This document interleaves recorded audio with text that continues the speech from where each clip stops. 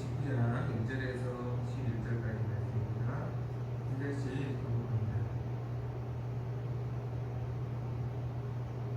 저녁때 그 두 천사가 소돔에 이르니 마침 롯이 소돔 성문에 앉아있다가 그들을 보고 일어나 영접하고 땅에 엎드려 절하며 이르되 내 주여 돌이켜 주님의 집으로 들어가 나를 씻고 중식을 일찍이 일어나 갈 길을 가소서. 그들이 이르되 아니라 우리가 거리에서 밤을 새우리라. 롯이 간청하매 그제서야 돌이켜 그 집으로 들어오는지라 롯이 그들을 위하여 식탁을 베풀고 무교병을 굽니 그들이 먹으니라.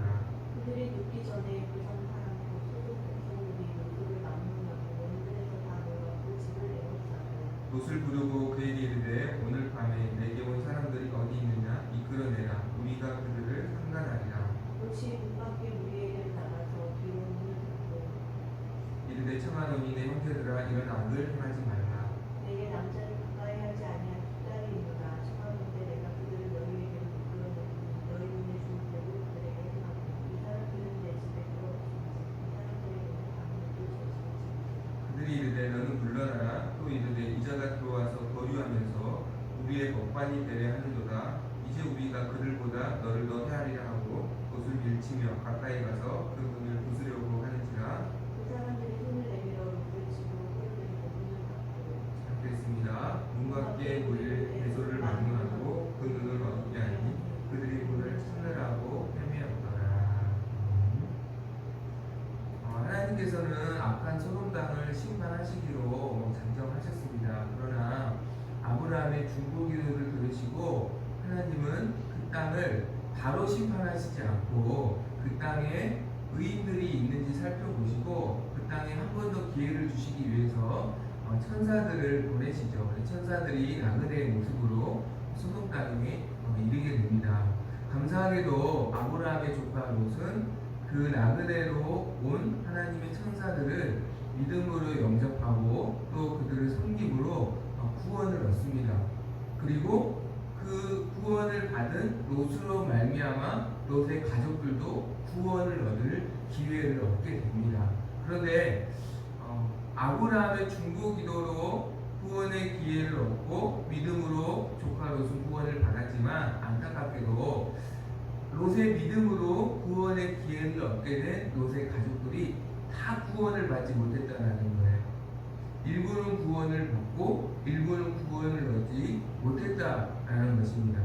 어떤 차이가 있을까? 구원의 기회가 동일하게 주어졌지만 어떤 사람은 그 기회를 믿음으로 붙잡아서 구원을 받게 되고 어떤 사람은 그 기회를 붙잡지 못하고 함께 소돔 땅과 함께 멸망하게 되는 그러한 반대의 처지를 오늘 우리는 보게 됩니다. 어떻게 우리가 하나님이 주시는 기회를 믿음으로 붙잡고 또 은혜를 받고 또 구원의 은혜들을 누릴 수 있을 것인가? 이것을 오늘 말씀을 통해서 우리가 살펴보기를 원합니다. 오늘 말씀을 보면 하나님의 천사가 소돔 땅을 찾아왔다라고 말씀합니다. 그리고 소돔 땅에 찾아온 그 나그네로 찾아온 하나님의 천사를 조카 롯이 보자마자 간청하여 그들을 영접합니다. 그것이 1절부터 3절의 말씀에서 등장하고 있습니다. 말씀을 보면 롯이 정말 진심으로 이 나그네들을 섬기기를 원한다는 것을 우리는 알 수 있어요. 그냥 지나가는 말로 우리 집에 오세요 이게 아니라 정말로 이들을 섬기고 싶고 정말로 이들을 사랑으로 이들의 필요를 채워주고자 하는 롯의 진실한 마음을 우리는 볼 수가 있습니다. 그리고 그 마음을 천사들이 보고 롯의 섬김을 받게 되죠. 이러한 롯의 모습은 사실은 당시 소돔 사람들과는 정반대의 모습입니다. 오늘 말씀을 보면 이 소돔 사람들은 19장 1절에 보면 나그네가 소돔에 이르렀음에도 불구하고 그들을 영접하는 사람이 아무도 없었습니다.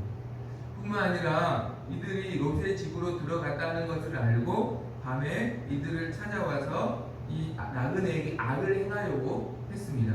도와주지는 못할 망정 처음 본 나그네에게 오히려 악을 행하려고 모든 소돔 사람들은 그렇게 반응했다라는 거예요. 그러나 그들과 함께 살고 있었던 롯은 전혀 다른 반응이죠. 오히려 이 나그네를 사랑해주고 이 나그네의 필요를 채워주는 정반대의 모습을 롯은 보이게 됩니다. 사실 우리가 살고 있는 이 세상은 악한 세상입니다. 근데 우리가 이 악한 세상에서 어떻게 롯과 같이 믿음을 지키고 또 우리가 믿는 이 믿음을 다음 세대들에게 또 사랑하는 사람들에게 전수할 수 있을까? 어떻게 롯은 같이 타락하지 않고 구별된 삶을 살 수 있었을까? 그게 어떻게 가능할까? 어떻게 가능할까? 오늘 롯의 모습은요, 창세기 18장에서 나타난 아브라함의 모습과 같습니다. 아브라함이 부지 중에 하나님과 천사들을 영접했잖아요. 뜨거운 날에 길을 지나가는 하나님과 천사들을 영접합니다. 그리고 히브리서에서는 아브라함이 형제 사랑을 계속하는 자였다라고 말씀합니다. 그러니까 우리가 알 수 있는 것은 롯은 아브라함의 삶을 어릴 때부터 보아왔다라는 거예요. 형제를 사랑하고 믿음으로 살았던 그 삶을 롯은 어릴 때부터 배운 게 아니라 아브라함을 통해서 보았기 때문에 그도 본대로 행했다라는 겁니다. 빌립보서 4장 9절의 말씀을 보니까 사도 바울이 이런 고백을 합니다. 너희는 내게 배우고 받고 듣고 본바를 행하라.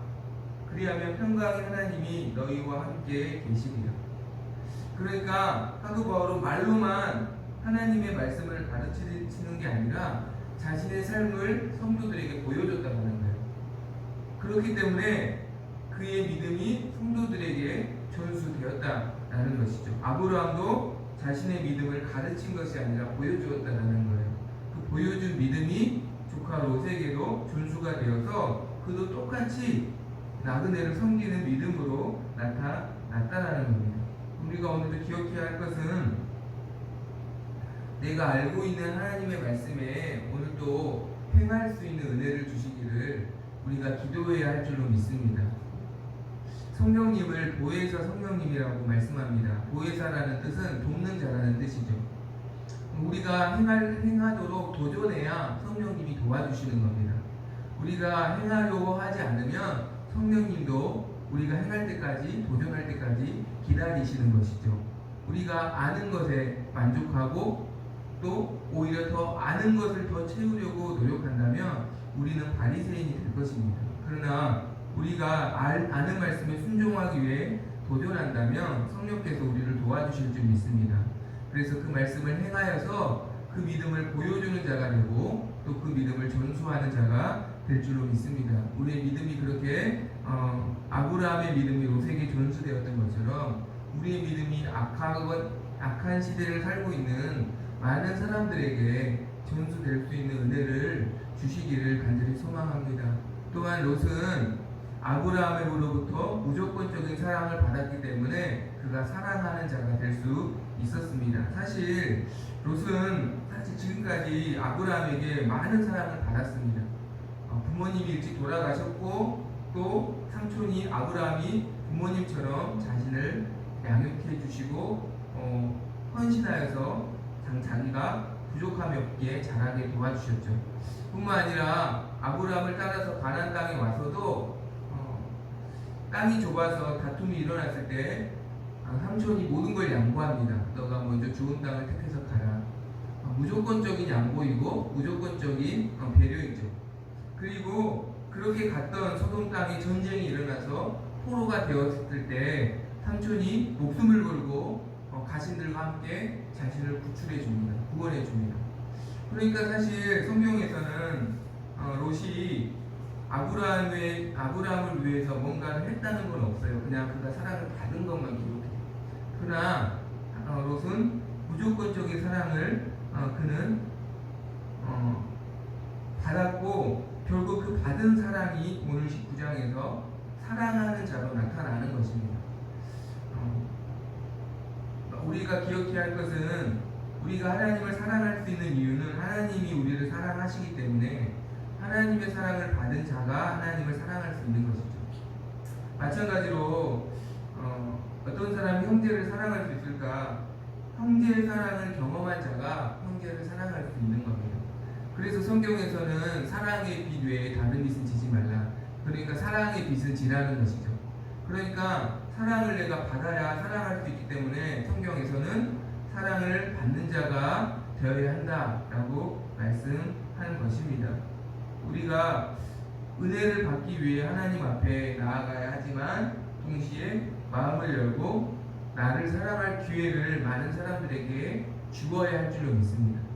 그 사랑을 잘 받는 것도 신앙이고, 사랑을 잘 받는 것도 겸손이고, 사랑을 잘 받는 것도 하나님의 뜻이라는 것을 우리는 기억해야 합니다. 누가 나를 사랑해 줄 때 그 사랑을 잘 받는 것도 믿음이라는 것, 그것도 신앙이라는 것. 그래서 그 사랑이 결국 나를 사랑하는 자로 만들어 간다는 것을 우리가 오늘 롯을 보면서 기억해야 할 줄로 믿습니다. 하나님께 마음을 열 뿐만 아니라 이웃에게도 마음을 열어서 우리가 사랑하는 자가 되고 믿음으로 반응하는 자가 되기를 간절히 소망합니다.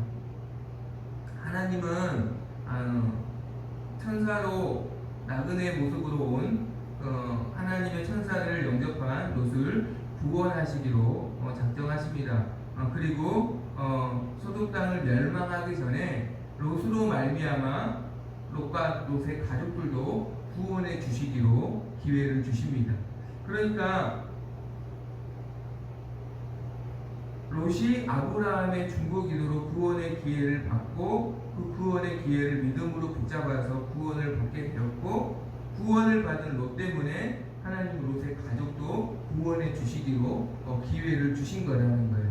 중요한 것은 그 구원의 기회를 롯과 롯으로 말미암아 롯의 가족들이 얻게 되었지만 구원을 받는 것은 개인의 믿음이 필요하다는 겁니다. 그러니까 아브라함의 중보기도는 롯을 직접 구원해 주기까지 하는 그러한 기도는 될 수가 없어요. 결국 우리는 믿음으로 구원을 받습니다. 오직 개인의 믿음으로 구원을 받는 거예요. 다만 구원 받을 수 있는 기회를 중보기도를 통해서 하나님이 주시는 거죠. 기회를 주시는 거죠. 그 기회를 붙잡는 것은 결국 개인의 믿음이 필요해요.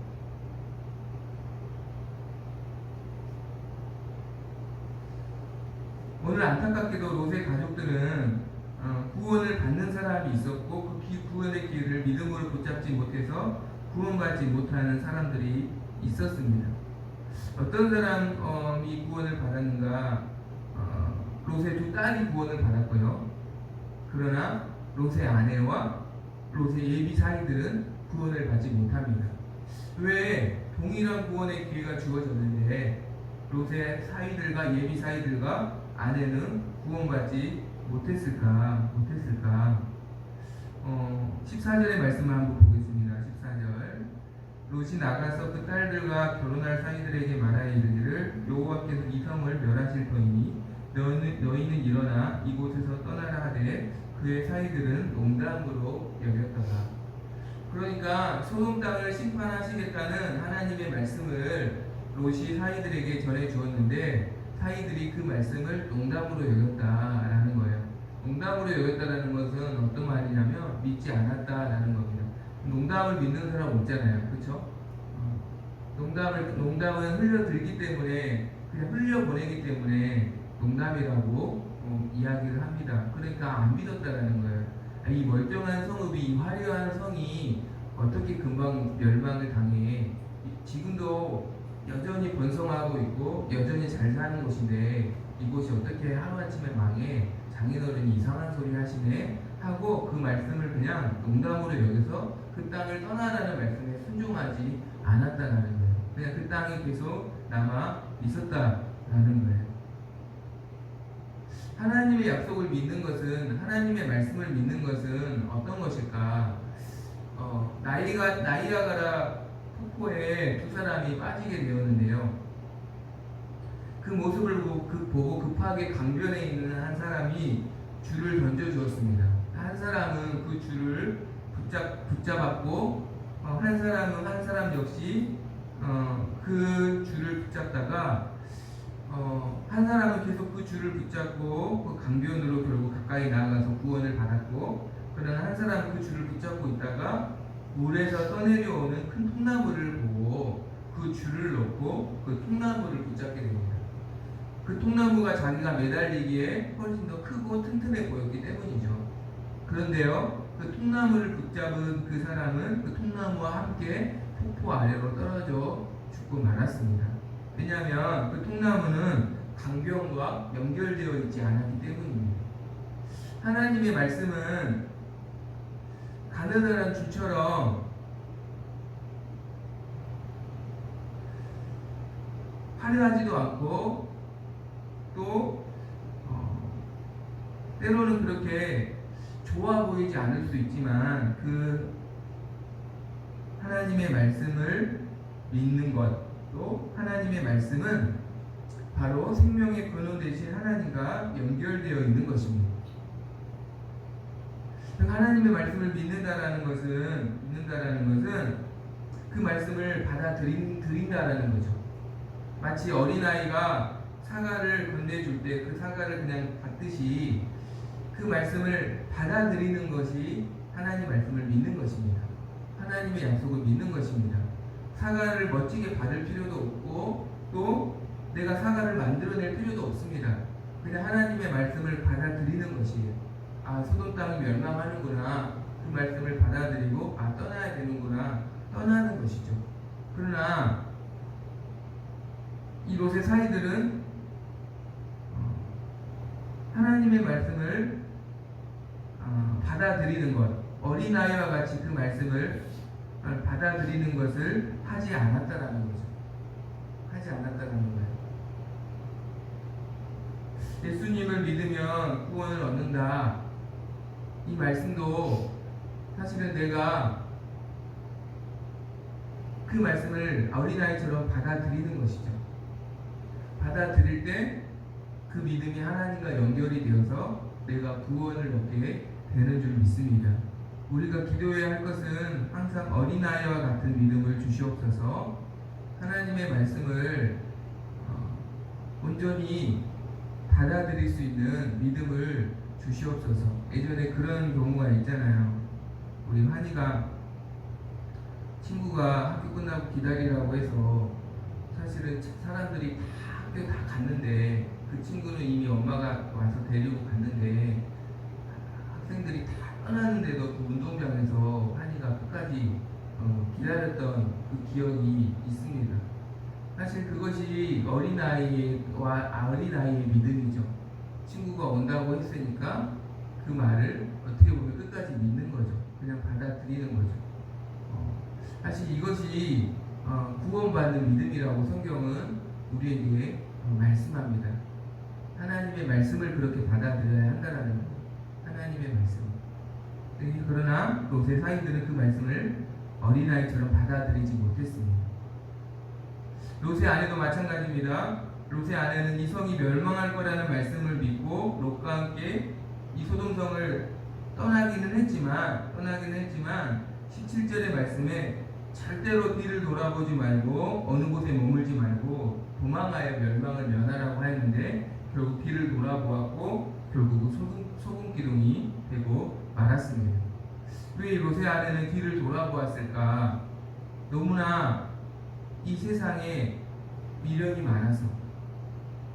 그러니까 롯의 아내 같은 사람은 하나님을 믿지만 세상도 섬기는 사람이에요. 하나님도 사랑하지만 세상도 여전히 사랑하는 사람이에요. 두 주인을 모시는 사람이에요. 두 주인을 모시면 결국은 결정적일 때 세상을 섬기게 됩니다. 사도 바울은 예수 외에 내가 모든 것을 배설물로 여긴다라고 말씀합니다. 그러니까 사도 바울의 시각은 이 소돔성이 그냥 화려한 성이 아니라 결국 곧 불에 불타버릴 배설물처럼 사도 바울은 이 소돔성을 보았다라는 거예요. 물에 떠내려오는 그 통나무가 구조선으로 보이는 게 아니라 내가 이 통나무를 붙잡으면 함께 낭떠러지에 떨어지게 하는 멸망하게 하는 그러한 실체를 볼 수 있는 눈이 있을 때 우리가 하나님만을 더 사모하게 되고 하나님만을 더 사모하게 되고 더 사랑하게 되고 하나님을 믿는 믿음만 또 붙잡고 가게 될 줄로 믿습니다. 아무리 소동성이 화려하게 그 성을 포장해도 결국은 없어져 버리고 멸망해 버릴 배설물처럼 사라져 버릴 그런 성이라는 것을 롯의 아내는 믿지 못하고 여전히 그 성을 사랑했고 동시에 하나님을 사랑했기 때문에 결국은 구원을 받지 못했다라는 것입니다. 없어져 버린 세상에 미련을 갖는 것이 아니라 배설물로 여기고 오직 가장 아름다우신 하나님 한 분만을 믿는 믿음으로 살아갈 수 있기를 간절히 소망합니다. 결국은 우리에게 필요한 것은 이 어린아이와 같은 믿음이고 하나님 한 분만을 바라보는 믿음인 줄로 믿습니다. 더디더라도 이 믿음으로 주님을 붙잡고 따라갈 수 있는